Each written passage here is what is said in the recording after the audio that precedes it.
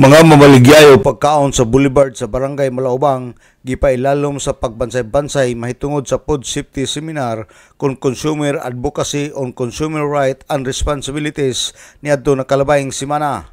Ang maong seminar ang gipasiugdahan sa Department of Trade and Industry uban sa ilang speaker nga si Yulaisa Mi Marcos, Assistant Professor 4 sa Oroquita Agro-Industrial School, Oroquita City, nga didto kini gipahigayon sa Barangay Malaubang Covered Court. Sa interview sa DXDD News Team ni Melanie Sarigumba, Trade Industry Development Specialist sa DTI Misamis Occidental, matud pa niya nga mahinungdanon ang Food Safety Seminar tungod kay maghatag kini og dugang kahibalo kung unsaon pag-andam sa atong mamaligyaay ang ilang ibaligya nga pagkaon ngadto sa katawhan ug apil usab nga maandam ang nagprepare nga kinahanglan limpyo usab.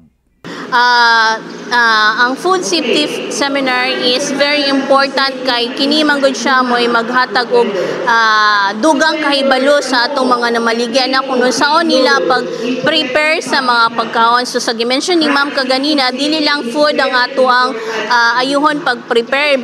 Ato pong kung ano ang ato ang physical, no, lawas, dapat ato ang dapat natay kanang physically nga clean ta kanang ato ang mga kamot, atong mga buhok maayo nga pagkakuan para ang atong gibaligya dili siya ma-contaminate or unsa pa diha nga mga buhok or unsa nga mga dili maayo nga makuan sa ato ang gipamaligya nga mga pagkaon. Si Melanie Sarigumba sa DTI. Ang maong seminar ang gitambungan kini sa dili muminos 50 ka mga negosyante og pagkaon sa Boulevard sa Barangay Malaubang.